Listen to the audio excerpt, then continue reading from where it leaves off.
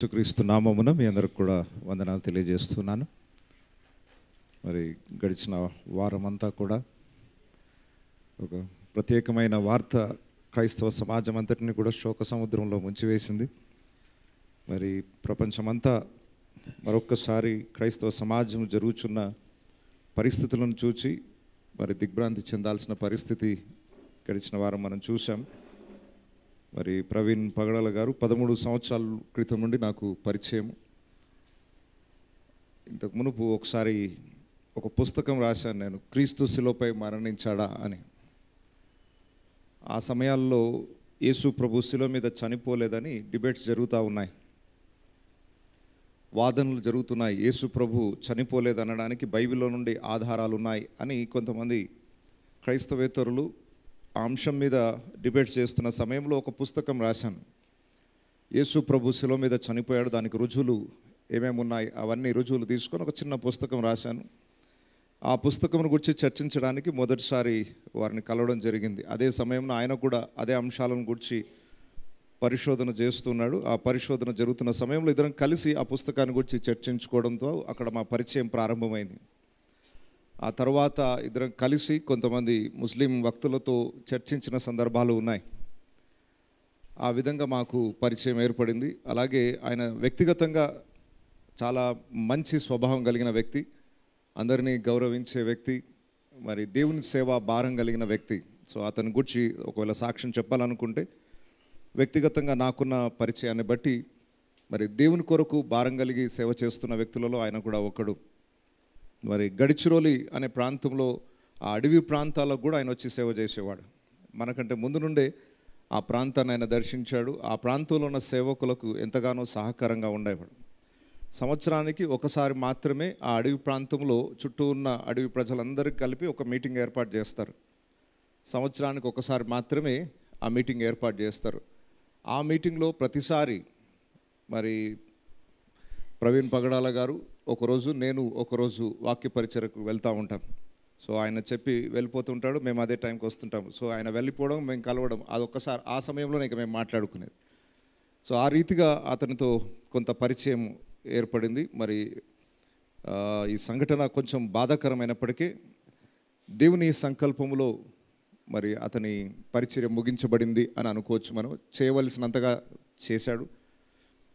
మరి ఆయన యొక్క మరణాన్ని బట్టి దుఃఖించేవారు కొందరైతే, ఆనందించేవారు కూడా ఉన్నారు. అయిపోయింది, పీడ విరుగుడు అయిపోయింది అనుకునే వాళ్ళు కూడా ఉన్నారు. సరే, ఏదేమైనప్పటికీ ఎవరు సంతోషించినా ఎవరు దుఃఖించినా సంఘముగా ఒక విషయంలో మనం దేవుని స్తుతించాలి. ఏదేదైతే సమాజానికి తెలియవలసి ఉన్న అంశాలు ఉన్నాయో అవన్నీ ధైర్యంగా ఆయన ప్రకటించేశాడు.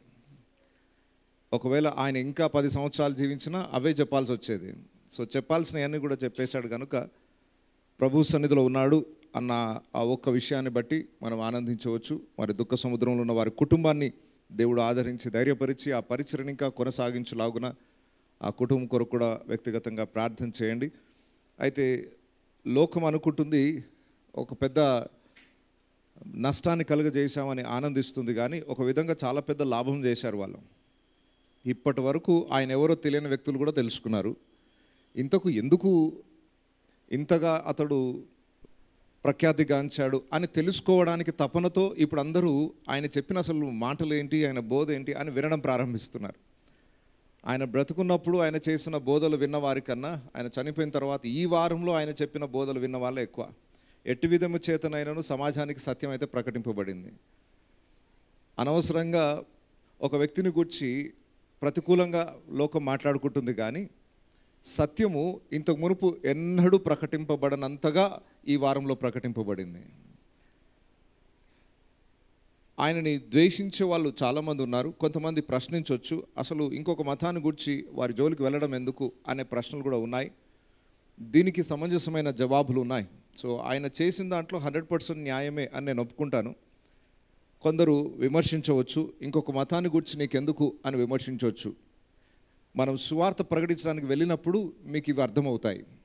ఎందుకంటే ఎంతోమంది హైందవులతో, ముస్లిం వక్తులతో నేను మాట్లాడినప్పుడు వచ్చే ఆ ప్రశ్నలు ఉంటాయి, పరిస్థితులు ఉంటాయి. కొన్నిసార్లు వాటిని ఎత్తి మాట్లాడాల్సి వస్తుంది. క్రైస్తవ్యం అర్థం కావాలనంటే కొన్ని సందర్భాలలో అన్ని మతాలను కంపేర్ చేయాల్సి వస్తుంది. సో సువార్త ప్రకటించే ఆ సందర్భం వచ్చినప్పుడు అది న్యాయమే అన్న విషయం మీకు అర్థమవుతుంది. ఒక విషయాన్ని గమనించండి, ఇప్పటి వరకు ఎవరెవరైతే అతనికి వ్యతిరేకంగా విమర్శిస్తూ ఉన్నారో ఒక్కరు కూడా ఆయన చెప్పిన స్టేట్మెంట్లో ఈ తప్పు ఉంది అన్న మాటతో ఎవరు కూడా వ్యతిరేకించలేదు. ఆయన చెప్పిన ఈ స్టేట్మెంట్ మా గ్రంథాల్లో లేదు, లేనిదాన్ని ఆయన చెప్తున్నాడు అని ఏ మతము కూడా ఆయన చెప్పిన దాంట్లో తప్పు పట్టడానికి వీల్లేదు. కాకపోతే ఆయా తప్పులు ఉన్నాయని చెప్పినందుకు కోప్పడ్డారు అంతే. తప్పులు లేనివి చెప్తే కోప్పడాలి, కానీ ఉన్నవి ఉన్నట్టుగానే ఈ గ్రంథాల్లో ఉన్నవి చదివి వినిపించినా లోకానికి బాధాకరమే. మరి అలాంటప్పుడు చెప్పడం ఎందుకు అని అంటారేమో. లోకం అజ్ఞానంగా ఉండడం దేవుని చిత్తం కాదు. ఒకరు ప్రాణం త్యాగం చేసినా పర్వాలేదు, కానీ లోకానికి వెలుగు కావాలి. మనము చరిత్రలో చూస్తున్నాం, సువార్థికులు ఎంతోమంది మిషనరీస్ ప్రాణాలని ఒకవేళ లెక్క చేస్తే సువార్త అందేది కాదు. ప్రాణాలని త్యాగం చేయడానికి సిద్ధపడ్డారు కాబట్టి సమాజం చీకట్లో నుండి వెలుగులోనికి వచ్చింది. భారతదేశంలో ఉన్న ఎన్నో ఆచారాలు అడుగంటిపోవడానికి మూల కారణం ఎంతోమంది మిషనరీల యొక్క ప్రాణత్యాగం. చరిత్ర ఇప్పటికీ క్రైస్తవ సమాజానికి తెలియదు. మిషనరీస్ చేసిన సేవ ఏంటి, భారతదేశంలో మిషనరీలు రాకపోతే ఉండే దుస్థితి ఏంటో ఇప్పటికీ సమాజానికి తెలియదు. దాన్ని పరిచయం చేయాలన్న ఆ దృక్పథమే, ఆ భారమే మనము ప్రవీణ్ ప్రగడాల గారి జీవితంలో మనం చూడవచ్చు. ఆయన ఆ ప్రత్యేకమైన పనిగట్టుకొని దాంట్లో ఆ పరిచర్య చేశాడు. సో 12 సంవత్సరాల క్రితం ఈ అంశాల మీద ఎక్కువగా నేను ఇన్వాల్వ్ అయిన సందర్భాలు ఉన్నాయి, కానీ సంఘ పరిచర్య, సంఘ భారాన్ని ఉద్దేశించి ఆ అపాలజెటిక్స్ అనే దాని నుండి కొంచెం వేరు కావాల్సి వచ్చింది. దేవుని వాక్యాన్ని మాత్రమే బోధించాలి అన్న ఉద్దేశంతో బైబిల్కి సంబంధించి మాత్రమే బోధిస్తూ ఉన్నాను. ఎప్పుడైనా ఎవరైనా ప్రతికూలంగా మాట్లాడితే వారికి సమాధానం చెప్పడానికి కావాల్సిన అంశాలన్నీ ఉన్నాయి. కాకపోతే అవి లైవ్లో కానివ్వండి, బాహాటంగా కానివ్వండి, వాటిని గురించి ఎప్పుడు చర్చించలేదు. సరే, ఏదేమైనప్పటికీ దేవుడు ఒక్కొక్కరిని ఒక్కొక్క పని నిమిత్తం వాడుకుంటాడు. మరి ఆ వ్యక్తిని దేవుడు ఆ పని కొరకు వాడుకున్నాడు. ఆయన పరిచర్య ముగించబడింది. దాన్ని బట్టి దేవుని మహిమపరుస్తున్నాను. మరి సమాజానికి ఆయన చేసిన మేలేంటో అర్థం కాకపోయినా ఏదో ఒకరోజు సత్యం వెలుగులోనికి వచ్చింది కనుక సత్యము మిమ్మును స్వతంత్రులుగా చేయును. ఆ సత్యాన్ని అంగీకరించిన వాడి జీవితంలో ఖచ్చితంగా మార్పు జరుగుతుంది. మరి అతని పరిచర్య ద్వారా దీవించబడిన వారు చాలామంది ఉన్నారు. ఎంతోమంది సేవకులకు సహకారంగా నిలిచిన వాడు నేను గమనించాను. ఎందుకంటే ఆ అడవి ప్రాంతానికి ఏ సేవకుని పిలిచినా రారు. మేము ఏదైతే ప్రాంతానికి వెళ్తుంటామో అక్కడున్న సేవకులు చెప్తుంటారు, అక్కడున్న వాళ్ళు, అయ్యా మా దగ్గరికి పిలుస్తుంటాం చాలామందిని, కానీ ఎవరు రారు మా దగ్గరికి. ఒక్కసారి వచ్చిన వాడు ఇంకోసారి రాడు. అలాంటి భయంకరమైన ప్రమాదకరమైన స్థలాలు అవి. అలాంటి స్థలాలకు కూడా మరి ఆయన చాలా ప్రయాసపడి రాత్రులు పగలు కూడా ప్రయాణాలు చేస్తూ వచ్చేవాడు. మరి దేవునికి మహిమ కలుగును గాక. ఒక మంచి సేవకుడిని ఈరోజు క్రైస్తవ సమాజం కోల్పోయింది. ఏదేమైనప్పటికీ క్రైస్తవులందరూ కూడా దేవుని పని కొరకు నడుము బిగించుకొని, ఒక్కరు కాదు మనం వేల సంఖ్యలో ప్రభు కొరకు పరిచర్య చేయాల్సిన సమయం ఆసన్నమైంది కనుక హృదయాలు కలవరపడాల్సిన అవసరం ఏం లేదు. దేవుని కొరకు రోషం కలిగి నిలబడాల్సిన సమయం ఆసన్నమైంది. అయితే మన పోరాటము రక్తమాంసములతో కాదు, శరీర సంబంధమైన పోరాటం కాదు. క్రైస్తవ సమాజం అన్నెసెసరీగా లోకము స్పందించినట్టుగా, లోకము ప్రతిస్పందించినట్టుగా మనం స్పందించడానికి వీల్లేదు. మన పోరాటం ఆత్మ సంబంధమైనది కనుక ఆత్మ సంబంధమైన పద్ధతిలోనే పోరాడదాం. లోపల వాళ్ళ భార్య సాక్ష్యం ఇస్తున్న సమయంలో నేను అక్కడే ఉన్నాను. ఆమె సాక్ష్యం ఇస్తుంది, మేము వారిని క్షమించేశాం అన్నది. బయటికి రాకనే క్రైస్తవులు నినాదాలు చేస్తున్నారు, we want justice, we want justice అని. నాకు చాలా విచిత్రంగా అనిపించింది. ఏం కావాలి జస్టిస్ అంటే నిందితులు ఎవరో తెలియాలి, వారికి శిక్ష పడాలి. లోపడున్న అతని భార్య నేను క్షమించేశానంటుంది. బయటనున్న క్రైస్తవులు మాకు జస్టిస్ కావాలి. జస్టిస్ అంటే అర్థం ఏంటి? శిక్షింపబడాలి. ఆ వ్యక్తి ఎవరో తెలియాలి, శిక్షింపబడాలి. మరి లోపల చెప్పిన ఆ స్టేట్మెంట్కి బయట మనము చేసే నినాదాలకి సంబంధం లేకుండా పోయింది. పగ తీర్చుకొనుట నా పని అన్నాడు దేవుడు. కాబట్టి ఆ పని దేవునికి వదిలేద్దాం. దేవుడు వెంటనే తీర్చుకోవచ్చు కదా పగ అని ఎవరైనా అనుకోవచ్చు. తప్పు చేసిన వాడిని వెంటనే శిక్షించవచ్చు కదా దేవుడు అంటే, దేవుని స్వభావం చాలామందికి అర్థం కాదు. దేవుడు ఒక వ్యక్తిని శిక్షించక మునుపు అతడు మారు మనసు పొందే అవకాశాన్ని ఇస్తాడు.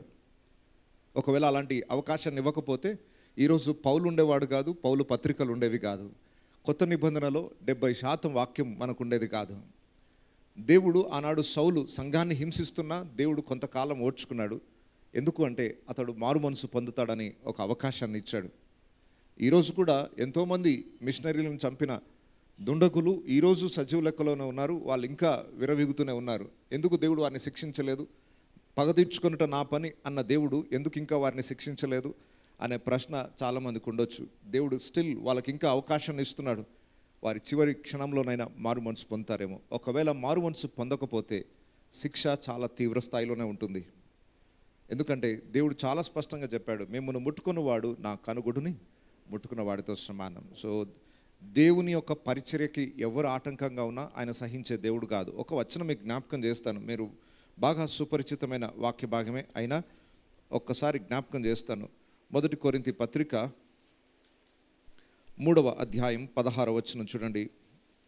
1 కొరింథీ పత్రిక 3వ అధ్యాయం 16వ వచనం.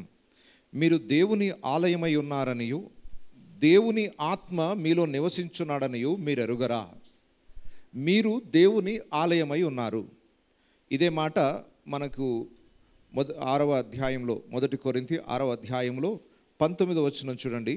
మీ దేహము దేవుని వలన మీకు అనుగ్రహింపబడి మీలోనున్న పరిశుద్ధాత్మకు ఆలయమై ఉన్నదని మీరు ఎరుగరా? క్రైస్తవుని దేహమే దేవుని ఆలయం.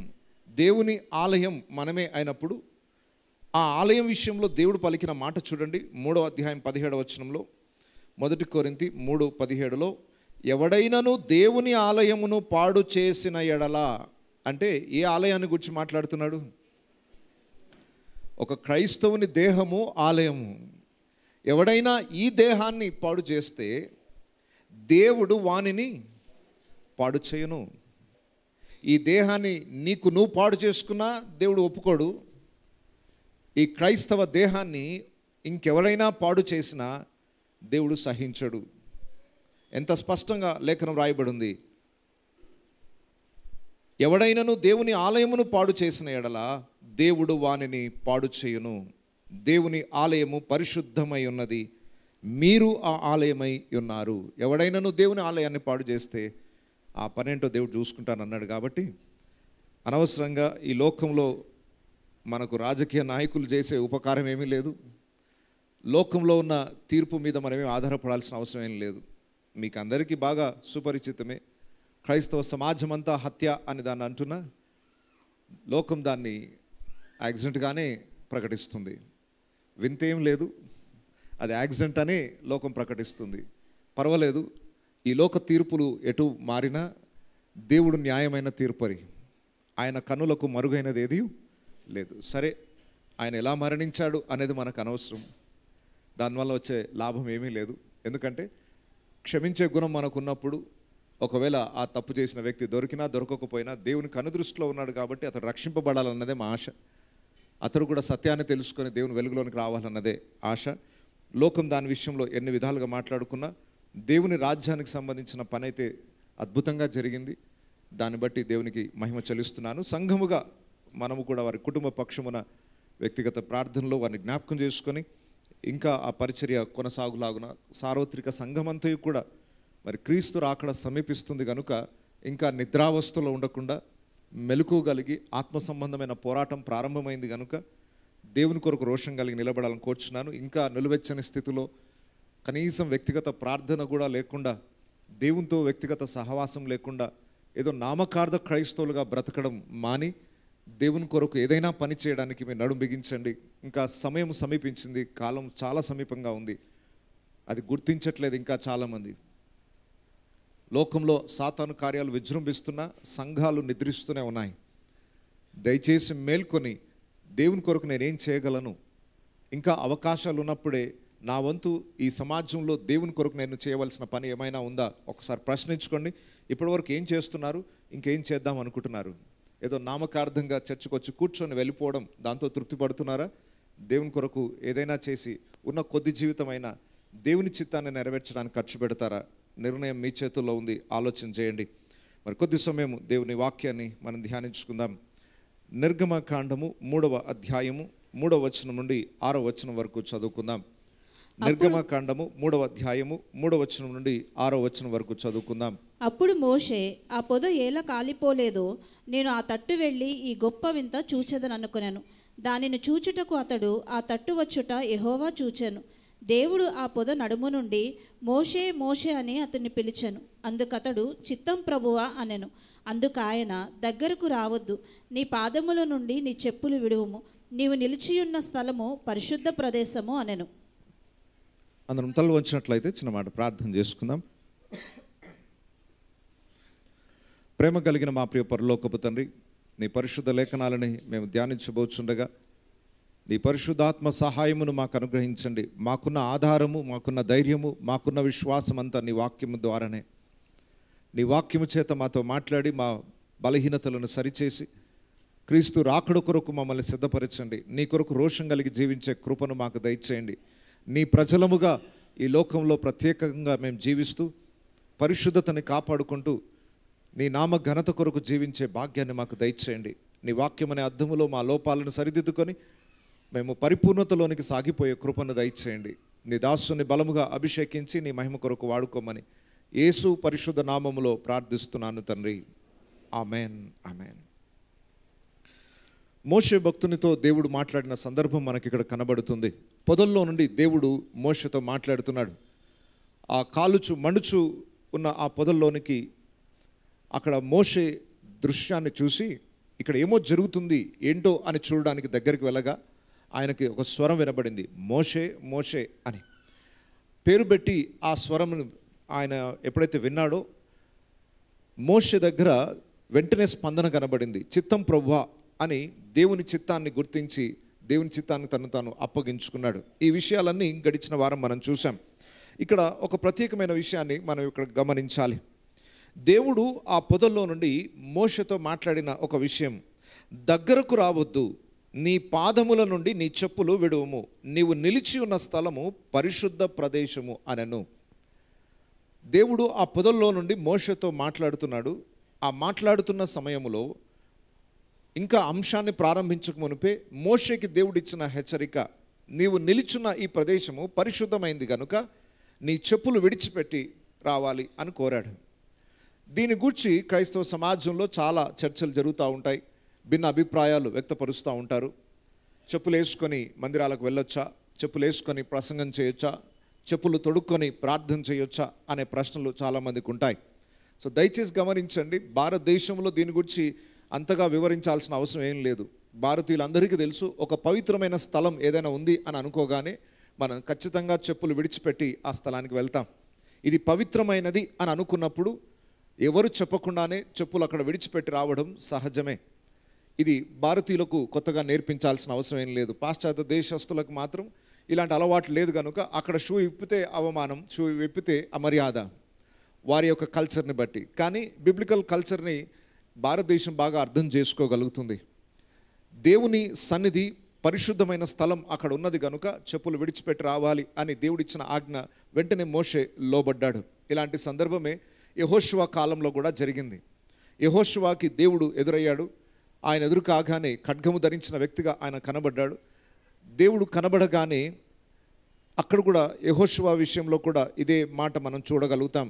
యెహోషువ గ్రంథము 5వ అధ్యాయం 15వ వచనం చూడండి.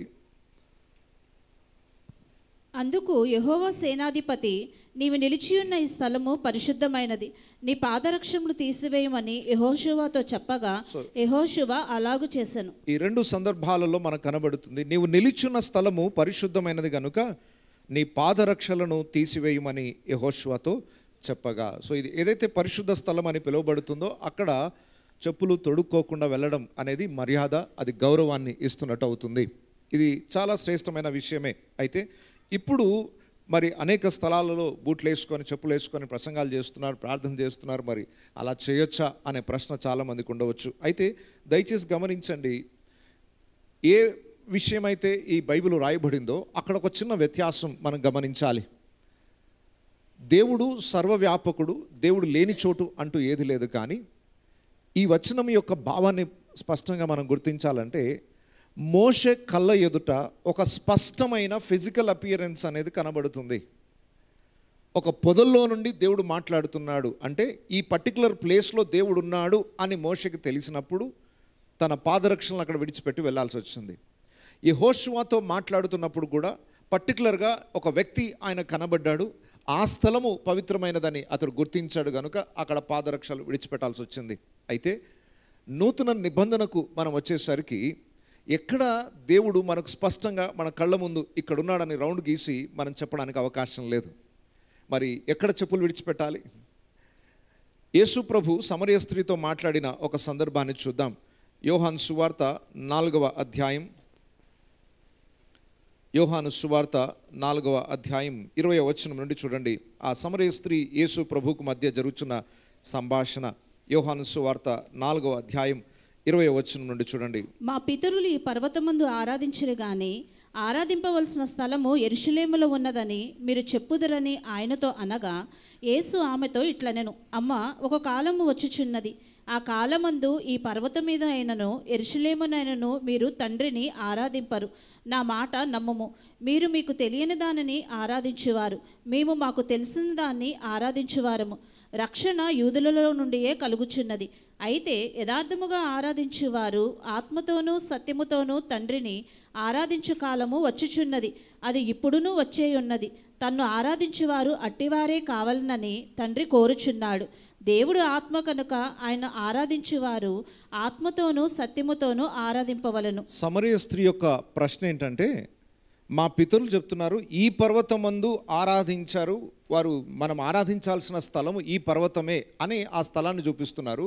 మీరేమో యెరూషలేము ఆరాధన స్థలం అంటున్నారు, ఇంతకు మేము ఎక్కడ ఆరాధించాలి అంటే అప్పుడు యేసుప్రభు అంటున్నాడు, ఇప్పుడు ఆరాధించడానికి ఒక ప్రత్యేకమైన స్థలం అంటూ ఏది లేదు, ఆ కాలం అయిపోయింది. మరి ఏం చేయాలి?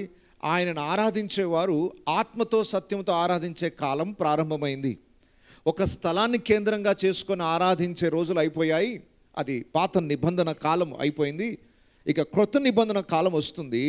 ఒక స్థలానికి ప్రాముఖ్యతనిచ్చే అవకాశాలు లేవు. ఆయనను ఆరాధించడానికి ఆత్మతో సత్యంతో ఆరాధించాలే కానీ స్థలానికి ప్రాముఖ్యత లేదు అన్న సత్యాన్ని యేసు ప్రభు జ్ఞాపకం చేశాడు. కాబట్టి గమనించండి, నూతన నిబంధనలకు వచ్చిన తర్వాత ఇది అతి పరిశుద్ధ స్థలం, ఇది పరిశుద్ధ స్థలం అని ఒక గీత గీసి ఈ స్థలానికి ప్రత్యేకత ఉందని మనం చెప్పడానికి కొత్త నిబంధనలో ఎక్కడ కూడా దేవుడు అంగీకరించట్లేదు. కాబట్టి దయచేసి శ్రద్ధగా గమనించండి. ఏదైతే మందిరాలు మనం కట్టుకుంటున్నామో ఇది అందరం కలిసి దేవుని ఆరాధించడానికి ఒక అనుకూలమైన స్థలంగా ఉండడానికే కట్టుకుంటున్నాం తప్ప ఇలా కట్టుకున్నదే అతి పరిశుద్ధ స్థలం అని భావించకూడదు.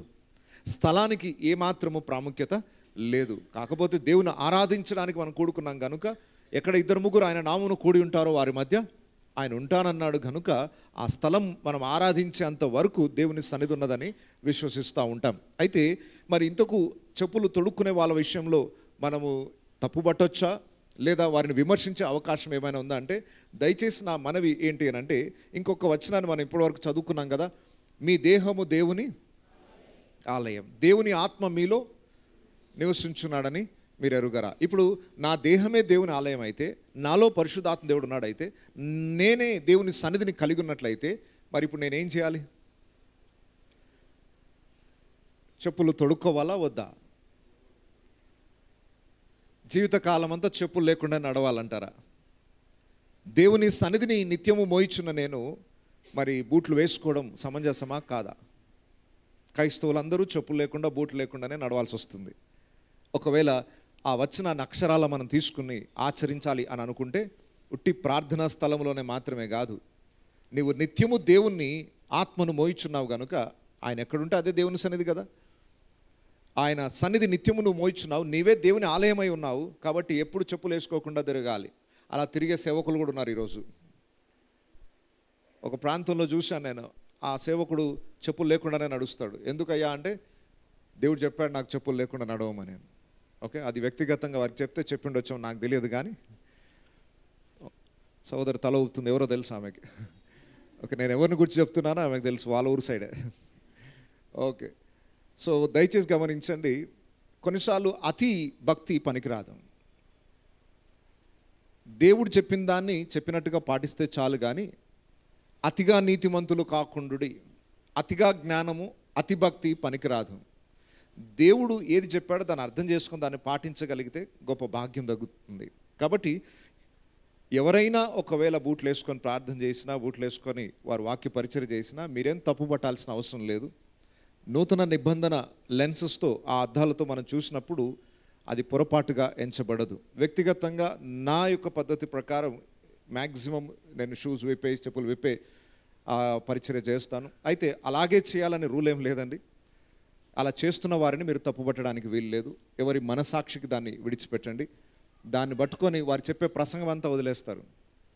బూట్లు వేసుకొని చేసిన సందర్భాలు ఉన్నాయి, నేను బూట్లు లేకుండా చేసిన వాక్య పరిచయ సందర్భాలు ఉన్నాయి. నాకైతే ఏం డిఫరెన్స్ కనబడలేదు. బూట్లు వేసుకోకపోయినంత మాత్రం అభిషేకం ఎక్కువ ఉండి, బూట్లు వేసుకొని ప్రార్థన చేసినప్పుడు, బూట్లు వేసుకొని వాక్యం చెప్పినప్పుడు ఎక్స్ట్రా అభిషేకం కోల్పోవడం కానీ, ఉన్న అభిషేకం కోల్పోవడం కానీ ఇలాంటివి ఏమీ నా వ్యక్తిగత జీవితంలో జరగలేదు. కనుక వాటిని ఎవరు కూడా అభ్యంతరంగా భావించకండి. అది వ్యక్తిగతానికి వదిలేసేయండి. వారి మనసాక్షిని బట్టి ఈ స్థలం నాకు పవిత్రమైంది అనుకున్నప్పుడు షూ వదిలేసి రావడంలో నష్టం ఏం లేదు. లేదు ఇది జనరల్ హాల్, నో ప్రాబ్లం, ఇది ఎక్కడైనా పర్వాలేదు, అంత దేవుని సన్నిధి అని అనుకొని వారి మనసాక్షికి ఏ నేరము ఎంచబడినప్పుడు వారు తొడుకున్నంత మాత్రాన దాన్ని బట్టి వారు ప్రసంగించే ప్రసంగాన్ని తృణీకరించకండి. సో దయచేసి కొన్ని అనవసరమైన తీర్పులు మనం తీర్చేస్తాం. కొన్ని బాహ్యరూపకమైన విషయాలని దృష్టిలో పెట్టుకొని ఒక బోధకుని కానీ బోధన కానీ వెంటనే మనం జడ్జ్ చేసేస్తాం. అలాంటి పొరపాట్లు చేయకండి. యేసు ప్రభుతో ఉన్న శిష్యులందరూ మరి చెప్పులు తొడుక్కున్నారంటారా, తొడుక్కోలేదంటారా? మరి యేసు ప్రభువే పక్కన ఉన్నప్పుడు, సృష్టికర్త అయిన దేవుడి పక్కన ఉన్నప్పుడు మరి వారి 3.5 సంవత్సరాలు చెప్పులు లేకుండానే తిరిగే ఉంటారా? సో అనవసరంగా కొన్నిసార్లు చిన్న అవసరం లేని వాటికి ఎక్కువ రాద్ధాంతాలు చేసి ఆత్మీయ విషయాలను నిర్లక్ష్యం చేసే పరిస్థితులు వస్తాయి. కాబట్టి చర్చించడానికి, తర్కించడానికి చాలా అంశాలు ఉంటాయి. కొన్ని పనికి మాలిన అంశాలు ఉంటాయి. దానివల్ల ఉపయోగం ఏం లేదు, దానివల్ల ఒరిగే లాభం ఏమీ లేదు. అలాంటి పరిస్థితులను గురించి ఎక్కువగా మనం చర్చించడానికి వీల్లేదు. ఎవరి మనసాక్షిని బట్టి దానికి విడిచిపెట్టండి. కాబట్టి దీని గురించి ఎక్కువగా మన ఆత్మీయ జీవితాన్ని పాడు చేసుకోకుండా జాగ్రత్త పడాలి. సో దయచేసి ఇక్కడ గమనించండి. ఇంకొక ప్రాముఖ్యమైన విషయానికి మనం ఇప్పుడు వెళ్దాం. 6వ వచనాన్ని చూడండి. దేవుడు మోషేతో ఎలా పరిచయం చేసుకుంటున్నాడో నిర్గమకాండం 3వ అధ్యాయం 6వ వచనం. మరియు ఆయన, నేను నీ తండ్రి దేవుడను, అబ్రహాము దేవుడను, ఇస్సాకు దేవుడను, యాకోబు దేవుడనని చెప్పగా మోషే తన ముఖమును కప్పుకుని దేవుని వైపు చూడవెరచెను. చాలు. మోషేతో దేవుడు మాట్లాడే సమయమున తన్ను తాను ఎలా పరిచయం చేసుకుంటున్నాడు? నేను అబ్రహాము దేవుడను, ఇస్సాకు దేవుడను, యాకోబు దేవుడను అని మోషేతో పరిచయం చేసుకుంటున్నాడు. దేవుడు పరిచయం చేసుకున్న ఈ విధానాన్ని మీరు గమనిస్తే ఈ అధ్యాయంలో ఇంకా 2 సార్లు కూడా రాయబడి ఉంటుంది. 15వ వచనం చూడండి, 15-16 వచనాలలో. మరియు దేవుడు మోషేతో ఇట్లనెను, మీ పితరుల దేవుడైన యెహోవా అనగా అబ్రహాము దేవుడు, ఇస్సాకు దేవుడు, యాకోబు దేవుడైన యెహోవా మీ యొద్దకు నన్ను పంపెనని నీవు ఇజ్రాయేలుతో చెప్పవలను. నిరంతరము నా నామము ఇదే, తరతరములకు ఇది నా జ్ఞాపకార్థక నామము. నీవు వెళ్ళి ఇజ్రాయేలు పెద్దలను పోగు చేసి మీ పితరుల దేవుడైన యెహోవా అనగా అబ్రహాము, ఇస్సాకు, యాకోబుల దేవుడు నాకు ప్రత్యక్షమై ఇట్లనెను. చాలు. ఎన్నిసార్లు దేవుడు పరిచయం చేసుకున్నా మీ పితరుల దేవుడైన యెహోవా అని చెప్పుకుంటూనే అబ్రహాము దేవుడను, ఇస్సాకు దేవుడను, యాకోబు దేవుడను అని ఆయన చెప్పుకుంటూ ఉన్నాడు. ఇలా చెప్పుకోవడం వెనుక ఒక అద్భుతమైన ఉద్దేశం ఉంది. ఎందుకు దేవుడు అలా చెప్పుకుంటున్నాడు అని అంటే, హెబ్రీలకు రాసిన పత్రిక 11వ అధ్యాయము 16వ వచనం చూడండి. హెబ్రీలకు రాసిన పత్రిక 11వ అధ్యాయము 16వ వచనం. అయితే వారు మరి శ్రేష్టమైన దేశమును అనగా పరలోక సంబంధమైన దేశమును కోరుచున్నారు. అందుచేత తాను వారి దేవుడినని అనిపించుటకు దేవుడు వారిని గూర్చి సిగ్గుపడడు. చాలు. వారి దేవుడనని అనిపించుకొనుటకు దేవుడు వారిని గూర్చి సిగ్గుపడడు. నేను అబ్రహాము దేవుడను, నేను ఇస్సాకు దేవుడను, నేను యాకోబు దేవుడను అని వాళ్ళ పేర్లు చెప్పి నేను వాళ్ళ దేవుడను అని చెప్పుకోవడానికి దేవుడు ఏమాత్రం సిగ్గుపడ్డాడట. అందుచేత అన్న మాట రాయబడింది. ఎందుచేత వారి దేవుడని అనిపించుకొనుటకు ఆయన సిగ్గుపడడు? అందుచేత అంటే ఎందుచేత? వారి జీవితాలలో ఏదో ప్రత్యేకత ఉంది కనుక ఆయన వారి దేవుడు అని పిలువబడడానికి ఏమాత్రము సిగ్గుపడడట. చూడండి, దేవుడు లోకమంతటిని సృష్టించిన సృష్టికర్త, అందరికీ దేవుడే ఆయన్నే. యేసుక్రీస్తు అందరికీ ప్రభువు, అందరికీ ప్రభువే అయినప్పటికీ ఆయన ఎవరికైనా పరిచయం చేసుకునేటప్పుడు మాత్రము కొందరికి మాత్రమే నేను దేవుడను అని పరిచయం చేసుకుంటాడు. అందరి పేర్లు ఎత్తాడు ఆయన. దేవుడు తను తాను పరిచయం చేసుకునేటప్పుడు కొంతమంది పేర్లని ఆయన ఉపయోగిస్తున్నాడు. నేను వారి దేవుడనని అనిపించుకున్నటకు ఏమాత్రము సిగ్గుపడను. కొంతమంది పేర్లు చూపి నేను వారి దేవుడిని కాదు అంటాడు. ఎందుకు దేవుడు అబ్రహాము, ఇస్సాకు, యాకోబులకు మాత్రమే దేవుడు అయ్యాడు?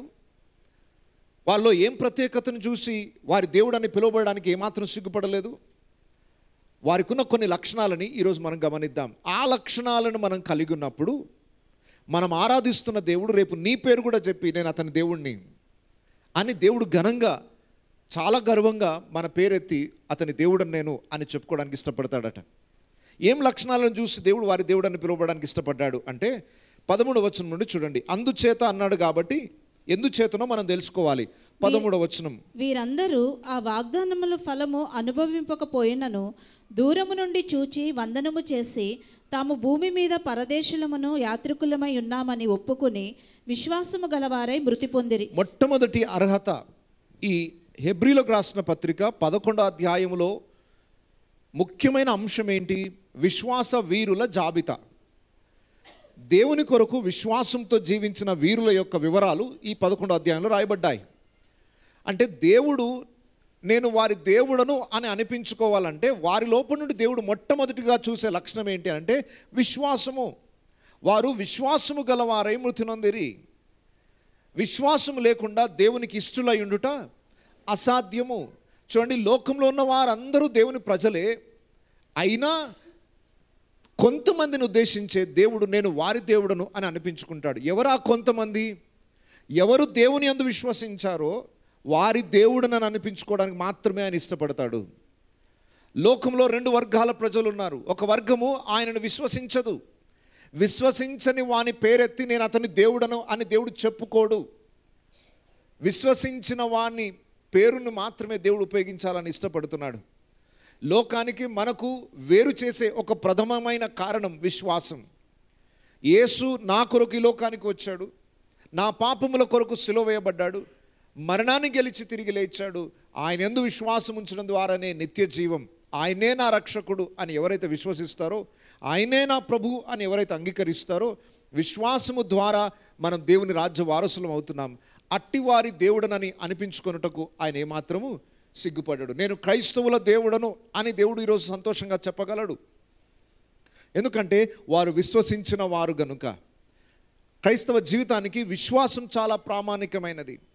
విశ్వాసం అనేది లేకపోతే ఏదో క్రైస్తవ కుటుంబంలో పుట్టినంత మాత్రాన నీ దేవుడు అని అనిపించుకోవడానికి ఆయన ఏమాత్రం ఇష్టపడడు. నీ విశ్వాసం ఎలా ఉందో ఒకసారి పరీక్షించుకోవాలి. సో ఫెయిత్ అనేది చాలా ప్రాముఖ్యమైనది. రెండవది, ఈ విశ్వాసము చాలామందిలో ఆరంభ దశలో ఉంటుంది కానీ వారి చివరి దశలో ఉండదు. ఇక్కడ ఒక మాట రాయబడింది, వారు విశ్వాసము గలవారై మృతి నొందిరి. అంటే అర్థం ఏంటి? మరణం పొందే సమయం వరకు కూడా వాళ్ళ లోపల ఏముందట? విశ్వాసం ఉంది. యేసు ప్రభువుని నమ్ముకునే వారు చాలామంది ఉన్నారు. కొంతకాలానికి విశ్వాసాన్ని విడిచిపెట్టే వాళ్ళు, విశ్వాస భ్రష్టులు అని పిలువబడే వాళ్ళు చాలామంది ఉన్నారు. విశ్వాసంలో నుండి వైదొలిగిపోయిన వాళ్ళు చాలామంది ఉన్నారు. అట్టివారు దేవుని ప్రజలని చెప్పబడడానికి యోగ్యులు కాదు. వారి దేవుడనని అనిపించుకున్నటకు దేవుడు ఏమాత్రం ఇష్టపడడు. నీ విశ్వాసము కొద్ది రోజులు ఉండిపోయి వీగిపోయేది కాదు. అది నీ మరణం వరకు నిలిచి ఉండాలి. కొన్ని ప్రతికూలమైన పరిస్థితులు వస్తాయి. నీ విశ్వాసం నుండి నిన్ను తొలగించడానికి సాతాను విశ్వ ప్రయత్నాలు చేస్తాడు. ఒక వ్యక్తి విశ్వాసాన్ని విడిచిపెడితే రక్షణ కోల్పోతాడు. రక్షణకు ఆధారం విశ్వాసం. సాతాను మొట్టమొదటిగా అటాక్ చేసేది నీ విశ్వాసం మీదనే. దేవుని మీద నీకున్న నమ్మకాన్ని పోగొట్టాలన్నదే వాడి ప్రయత్నం. హవ్వతో సాతాను మాట్లాడిన మాట ఏంటి? ఇది నిజమా అంటున్నాడు. అంటే అర్థం ఏంటి? దేవుని మాట మీద డౌట్ క్రియేట్ చేశాడు. దేవుని మీద నమ్మకం లేకుండా చేశాడు. సాతాను అటాక్ చేసేది ఫస్ట్ నీ విశ్వాసం మీదనే. ఆరంభంలో అందరూ విశ్వాస యాత్ర ప్రారంభిస్తారు, కానీ మధ్యలోనే విశ్వాసాన్ని విడిచిపెట్టే అవకాశాలు ఉంటాయి. వివిధ కారణాలు కావచ్చు. లోకాశలతో కొంతమంది వెళ్ళిపోయారు. కొన్ని శోధనలు, శ్రమలు, ఇబ్బందులు రాగానే ఈ దేవుడు నాకు అక్కర్లేదు అని విడిచిపెట్టి వెళ్ళిపోయిన వాళ్ళు ఉన్నారు. ఎంతోమందిని నేను నా జీవితంలో చూశాను. ఇక్కడ ఆరాధనలో పాలు పొంది ఎంత భక్తిపరులాగా నటించారో. కళల్లో దేవుడు కనబడుతున్నాడు, నాకు దర్శనంలో కనబడుతున్నాడు, దేవుడు నాకు ప్రవచనాలు చెప్తున్నాడు అన్న వాళ్ళే ఈరోజు వెళ్ళిపోయి దేవుని విడిచిపెట్టి యేసు దేవుడు కాదనే ఒక గుంపులో చేరిపోయారు. ఎంత విచారకరమైన పరిస్థితి. మరణము వరకు విశ్వాసంలో నిలిచి ఉండాలి, అంతం వరకు సహించువాడే రక్షింపబడతాడు. అట్టి వారి యొక్క దేవుడు నన్ను అనిపించుకున్నట్టుకు దేవుడు ఏమాత్రము సిగ్గుపడ్డాడు. కొద్ది రోజులు దేవుని వెంబడించి ఆ తర్వాత దేవుని విడిచిపెట్టి వెళ్ళిపోయే వారిని నా ప్రజలని పిలువడానికి దేవుడు ఏమాత్రం ఇష్టపడు సిగ్గుపడతాడంట. అలాంటి వారిని గూర్చి ఈరోజు మనను గూర్చి దేవుడు ధైర్యంగా సిగ్గుపడకుండా ఇతని దేవుడను అని దేవుడు చెప్పుకోగలడా? లేదా నీ విశ్వాసం వీగిపోయేదైతే దేవుడు నీ దేవుడని అనిపించుకోవడానికి సిగ్గుపడాల్సి వస్తుంది. ఈరోజు నీ విశ్వాసం దినదినము పెరుగుతూ ఉన్న దశలో ఉందా? విశ్వాసంలో క్షీణించిపోయే స్థితిలో నీవు ఉన్నావా? ఒక్కసారి పరీక్షించుకోవాలి. అబ్రహాము, ఇస్సాకు, యాకోబులకున్న ప్రత్యేకత ఏంటంటే వారు దేవుని మీద ఒక్కసారి విశ్వాసం ప్రారంభించారంటే మరణము వరకు, చివరి శ్వాస వరకు విశ్వాసం నుండి తొలగిపోలేదు. అయితే వారి విశ్వాసము ప్రతికూలమైన పరిస్థితుల్లో నిలబెట్టుకున్నారండి. దేవుడు వారికి వాగ్దానం చేశాడు, అయితే ఆ వాగ్దాన ఫలమును వారు పొందలేదు. చూడండి, మన విశ్వాసం ఎప్పుడు బలపడుతుంది? మనకు దేవుడు ఏదైనా వాగ్దానం చేశాడు, ఆ వాగ్దానం నెరవేరితే విశ్వాసం బలపడుతుంది. దేవుడు చెప్పాడు, నా జీవితంలో చేశాడు, ఈ అద్భుత కార్యం జరిగింది కాబట్టి విశ్వాసం ఉంచుతున్నాం. కొన్నిసార్లు దేవుడు చేయడు, నీ విశ్వాసం అలాగే కొనసాగుతుందా? వారి విశ్వాసానికి ఉన్న ప్రత్యేకత ఏంటంటే వీరందరూ ఆ వాగ్దానముల ఫలము అనుభవింపకపోయినను దేవుడు అన్నాడు, మీకు కనానుని స్వాస్థ్యంగా ఇస్తాను, మీ సంతానం ఆకాశ నక్షత్రములంత విస్తారంగా చేస్తాను. ఈ రెండు చూడలేదు వాళ్ళు. ప్రాముఖ్యమైన వాగ్దానాలు దేవుడు ఇచ్చింది. అబ్రహాము, ఆకాశ నక్షత్రములంత విస్తారమైన సంతానం నీకు ఇస్తాను. అబ్రహాం చూశాడా అంత సంతానాన్ని? ఒక కొడుకుని చూసుకొని మురిసిపోయాడు అంతే, ఇస్సాకుని చూసుకున్నాడు అంతే. యాకోబు వరకు కూడా 12 మంది కుమారులను చూశాడు, వాళ్ళ పిల్లలు ఒక 70 మందిని చూశాడు. ఆకాశ నక్షత్రంతో విస్తారమైన జనసమూహాన్ని ఆయన చూడలేదు. పోనీ వాగ్దాన దేశంలో వాళ్ళ పిల్లలందరూ స్వాస్థ్యాన్ని సంపాదించుకోవడం చూశారా? అబ్రహాం, ఇస్సాకు, యాకోబు ముగ్గురు చూడలేదు. దేవుడు వారికి ఏది వాగ్దానం చేశాడో వారు కళ్ళతో చూడలేకపోయారు. అయినా మరణము వరకు విశ్వాసం నుండి తొలగిపోలేదు. ఈరోజు మన విశ్వాసం ఎట్లుంటుందో తెలుసా? దేవుడు వాగ్దానం చేశాడు కదా, నా జీవితంలో జరగలేదు కాబట్టి దేవుని మీద ఉన్న నమ్మకం కోల్పోయాను. నీ విశ్వాసము వాగ్దానములు కొన్ని సందర్భాలలో అవి నీ తర్వాత సంతానం అంతటికి వర్తించే వాగ్దానాలు కొన్ని ఉంటాయి. మరి దేవుడు మాట ఇచ్చి తప్పాడు అందామా వారి జీవితాల్లో? నో. దేవుని వాగ్దానాన్ని కరెక్ట్గా అర్థం చేసుకున్న వాడికి అది దేవుడు మాట తప్పినట్టు కాదు. దేవుడు వారి తరతరాలు ఎలా ఆశీర్వదిస్తాడో దాని అంతటిని ఉద్దేశించి ఇచ్చిన వాగ్దానం అది. అబ్రహాము, ఇస్సాకు, యాకోబులు దేవుడు నమ్మదగిన వాడు అని మరణం వరకు నమ్మారు. ప్రతికూలమైన పరిస్థితులలో దేవుడు చెప్పింది వారి కళ్ళ ముందు చూడలేకపోయినా పర్వాలేదు, దేవుడు ఆ కార్యం ఎప్పటికైనా చేస్తాడు. దేవుడు స్వస్థపరచగలడా అంటే స్వస్థపరచగలడా అని ఒప్పుకుంటున్నాం. కానీ కళ్ళ ముందు ఏం చూడలేదు అనుకోండి, చూడకపోయినా ఏం చేస్తున్నాం మనం? ఖచ్చితంగా నమ్మి తీరాల్సిందే. ఎవరైనా ప్రశ్నించవచ్చు, ఏది మీ కళ్ళ ముందు చచ్చిపోయిన వాళ్ళు ఎవరైనా లేపినట్టు చూసారా అంటే చూడలేదు, కానీ మా దేవుడు లేపగలడన్న విశ్వాసం అయితే మాకుంది. చూడకుండా ఎలా నమ్ముతున్నారు అంటే దాన్నే విశ్వాసం అంటాం.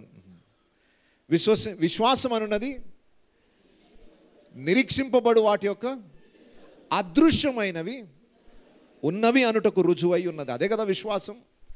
చనిపోయిన వాళ్ళు లేచి నిలబడితే కళ్ళ ముందు జరిగితే నమ్మని వాడంటూ ఎవరు ఉండరు, దానికి విశ్వాసం అక్కర్లేదు. విశ్వాసం అనేది కంటికి కనబడకుండా ఉండేదాన్ని నమ్మడం.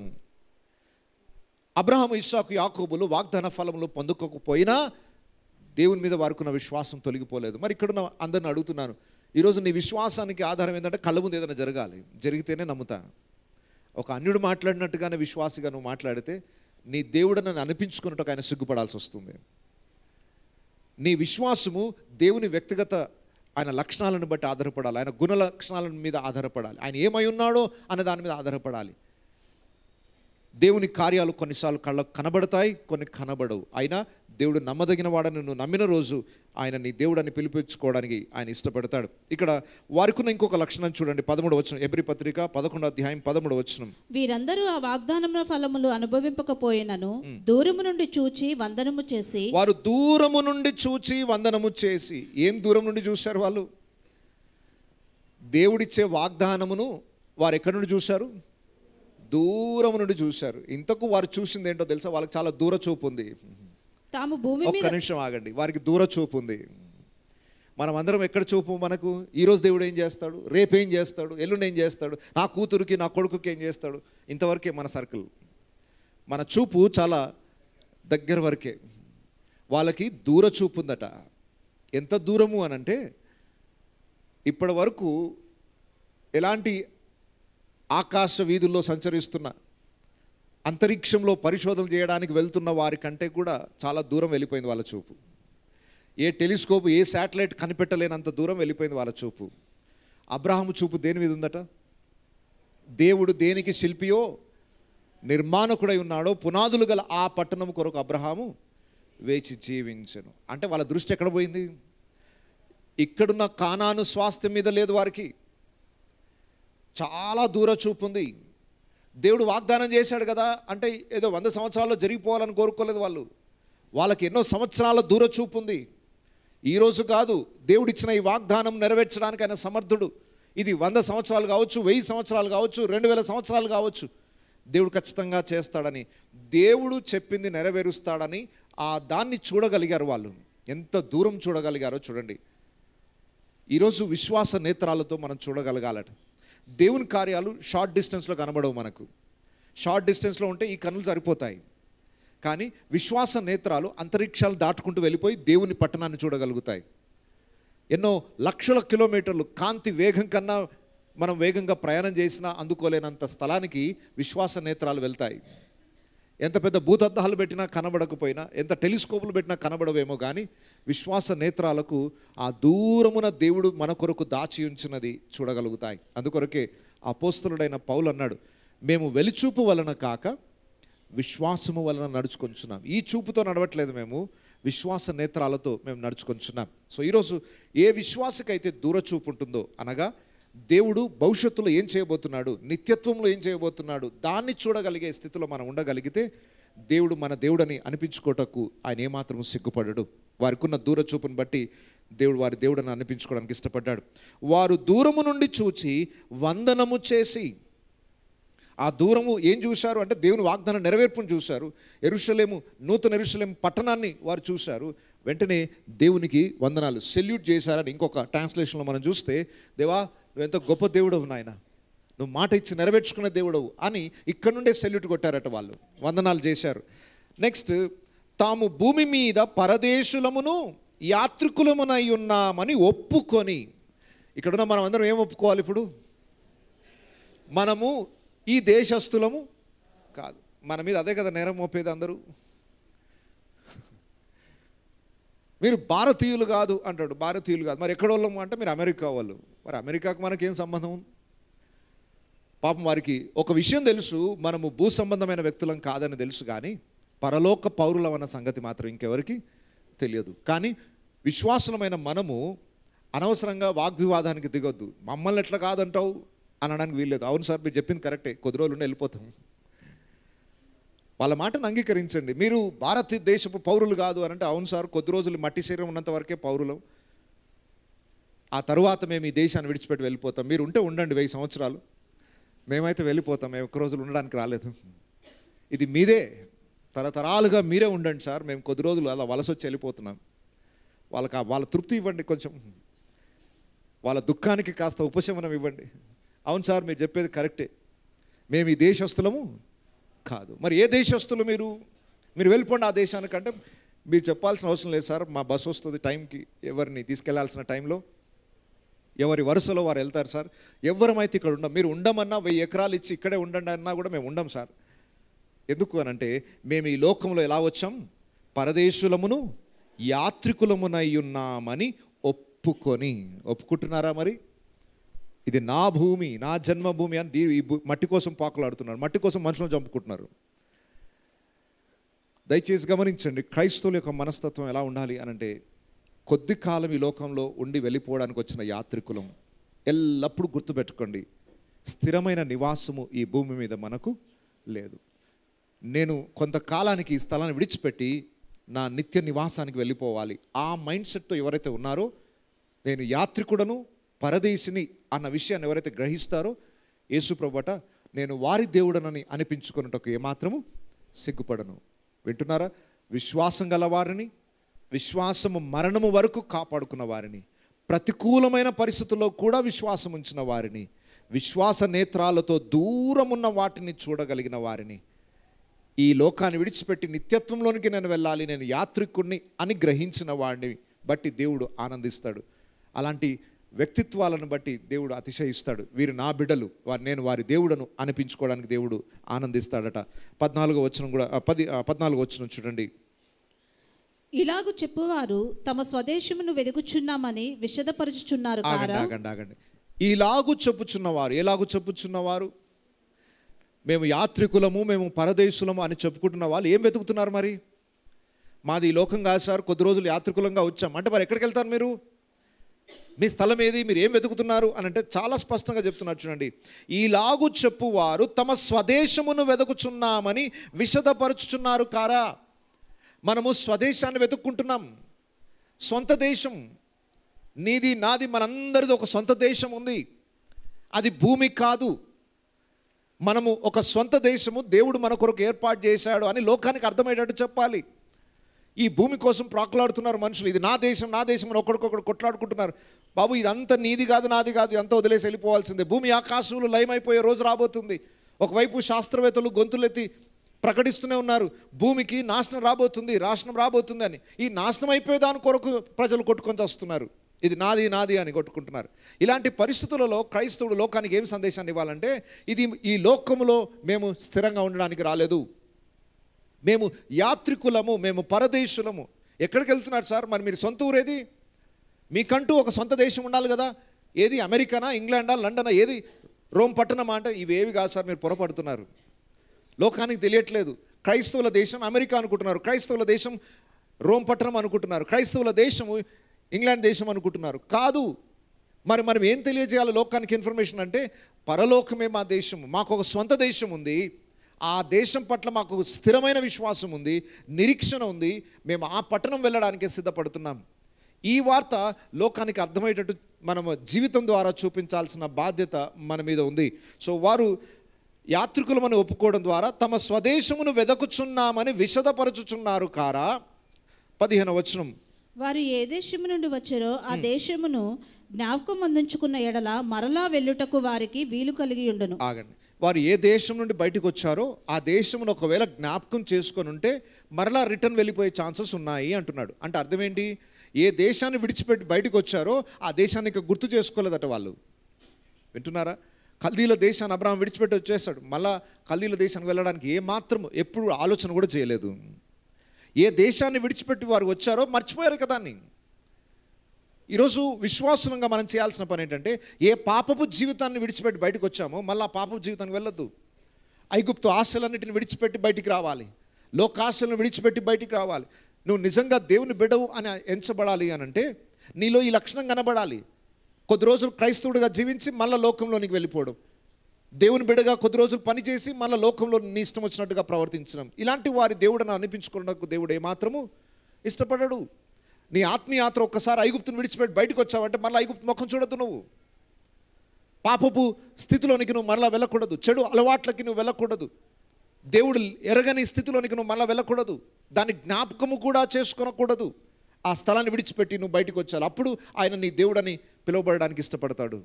నేను అబ్రహాం దేవుడని, ఇస్సాకు దేవుడు, యాకోబు దేవుడు, లాస్ట్కి వినయ్ దేవుడు అని అనిపించుకునే రోజు రావాలి. ఆ స్థాయికి మనము, ఆ లక్షణాలు కలిగిన స్థాయికి మనం ఎదిగితే ఆయన వినయ్ దేవుడు అని చెప్పుకునే రోజు వస్తుంది. అది సంపాదించుకోవాలి. ఈ అబ్రహాం, ఇస్సాకు, యాకోబులకున్న లక్షణాల్లో ఒకటి. 16వ వచనం చూడండి. అయితే వారు మరి శ్రేష్టమైన దేశమును అనగా పరలోక సంబంధమైన దేశమును కోరుచున్నారు. వారు ఏం కోరుకుంటున్నారు? ఈ దేశంలో 100 ఎకరాలు మాకు కావాలి అని కోరుకున్నారా? వాళ్ళకి తెలుసు కనాను వాళ్ళదే అని, అయినా దాని మీద మనసు లేదు.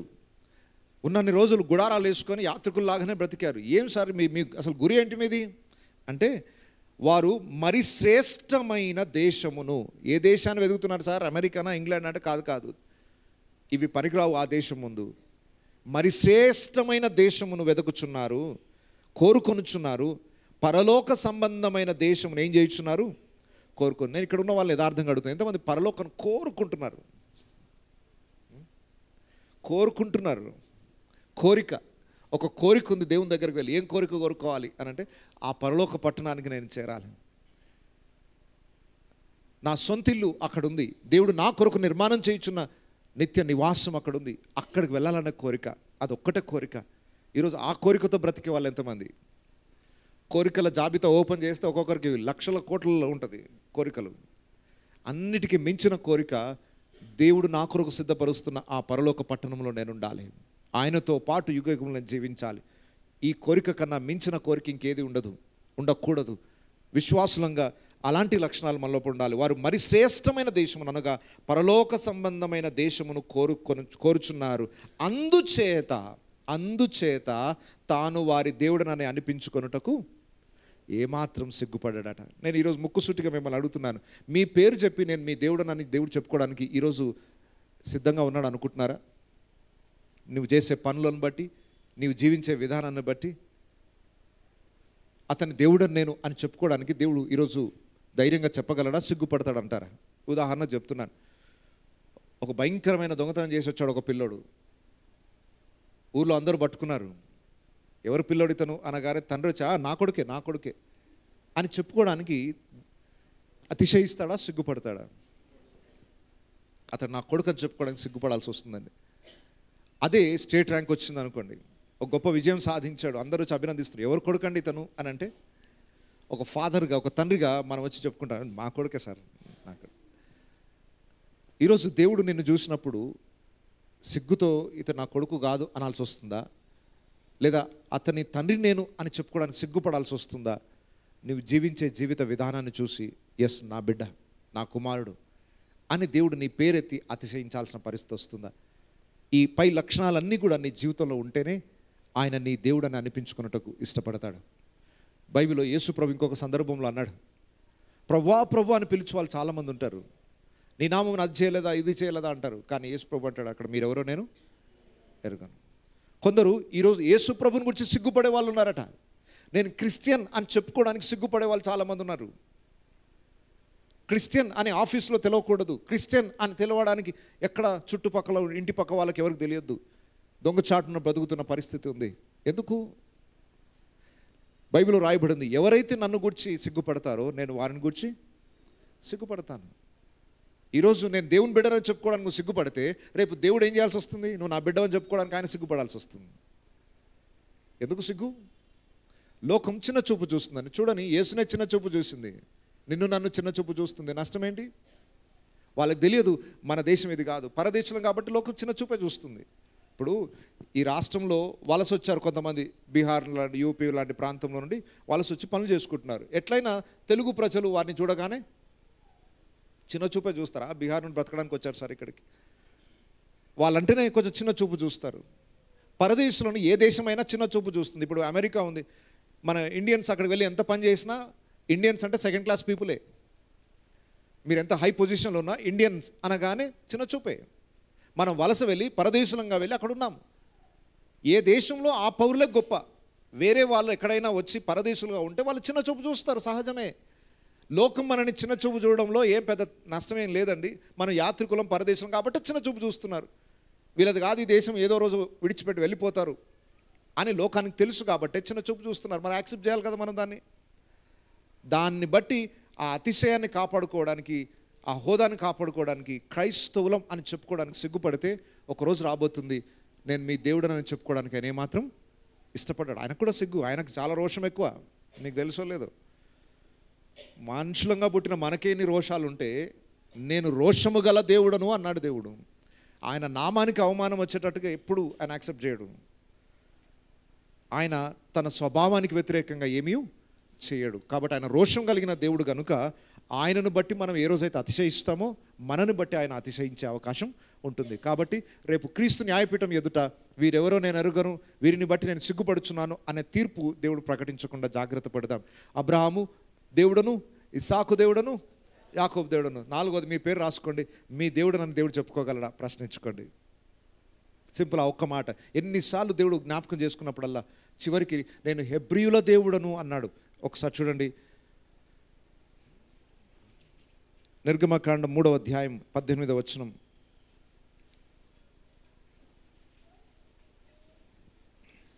వారు నీ మాట విందురు గనుక నీవు ఇజ్రాయేలు పెద్దలను ఐగుప్తు రాజునొద్దకు వెళ్ళి అతని చూచి హెబ్రీయుల దేవుడినైన యెహోవా మాకు ప్రత్యక్షమాయెను ఎవరి గనుక. దేవుడు? రైట్. ఈరోజు దేవుడు మనందరం చూపించి నేను ఆ క్రైస్తవుల దేవుడను అని చెప్పుకోవడానికి దేవుడు ఆనందించాలి. ఇదిగో ఈ గుంపు యొక్క దేవుడని నేను అని దేవుడు మనం గురించి అతిశయించాలి. అలా అతిశయించాలంటే దేవుడు ఎవరిని చూసి అతిశయించాడో వారి లక్షణాలు మన లోపల ఉన్నప్పుడే మనని బట్టి కూడా దేవుడు అతిశయిస్తాడు. ఈరోజు సమాజంలో మనం గమనిస్తే దేవుడు క్రైస్తవ సమాజాన్ని చూసి వారు నా ప్రజలు అని చెప్పుకోవడానికి సిగ్గుపడాల్సిన పరిస్థితులు ఉన్నాయి. ఆయన పరిశుద్ధుడు. ఆ పరిశుద్ధత తన బిడ్డలో కనబడకపోయేసరికి దేవుడు వాళ్ళని చూపించి నా బిడ్డలు అని చెప్పుకోవడానికి ఆయన సిగ్గుపడాల్సి వస్తుంది. యోబు విషయంలో దేవుడు ఎంత అతిశయించాడో. సాతానా, నా సేవకుడైన యోబు గురించి ఎప్పుడైనా ఆలోచించావా? ఎంత గ్రేట్గా చెప్పుకున్నాడు యోబు గురించి దేవుడు. ఈరోజు నీ గురించి, నా గురించి అంత గ్రేట్గా దేవుడు చెప్పగలడా? వీరు నా బిడ్డలు, నా ప్రజలు, వారి దేవుడని నేను. ఏలియా దేవుడని పిలువబడ్డాడు ఆయన. ఏలియా దేవుడు ఎక్కడా అని ఎలీషా అడిగాడు. ఈరోజు మనం ఆరాధిస్తున్న దేవుడు మన పేరును ఎత్తి చూపించి నేను వారి దేవుడు నన్ను పిలవగలిగితే ఎంత ధన్యత మనకు. యెహోవా తమకు దేవుడు కాగల జనులు ధన్యులు. ఈరోజు ఆ ధన్యత ఎంతమంది కలిగి ఉన్నారు? ఆ లక్షణాలను సంపాదించుకుందాం. వారి లోపల ఏ పరదేశులుగా విశ్వాసంలో, యాత్రలో నిరీక్షణ కలిగి జీవించారో, పునాదులు గల ఆ పట్టణం కొరకు వేచి జీవించారో, మన మనసు భూ సంబంధమైన వాటి నుండి తొలగించి పర సంబంధమైన వాటికి త్రిప్పి ఆయనకి ఇష్టంగా బ్రతుకుదాం, ఆయన బిడలంగా బ్రతుకుదాం. అది చాలు ఈ జీవితానికి. అందరం తల్లు వంచుదాం, కళ్ళు మూసుకుందాం. అందరం కూడా తల్లు వంచి కళ్ళు మూసుకొని విన్న వాక్యాన్ని ఒక్కసారి జ్ఞాపకం చేసుకుందాం.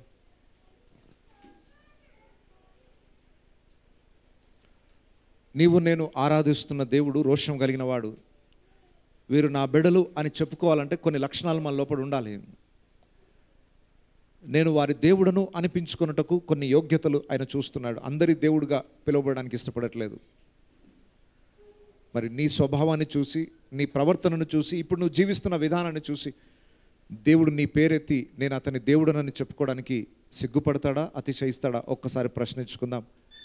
ఒకవేళ దేవుడు అతిశయించే విధంగా నా జీవితం లేదు అని నీకు మనసాక్షిగా అనిపిస్తే ఆ లోపాన్ని సరిదిద్దుకుందాం. అందరం ఒక్కసారి లేచి నిల్చుండి కొద్ది సమయం దేవుని ఆరాధిద్దాం, దేవుని నామాన్ని కీర్తిద్దాం.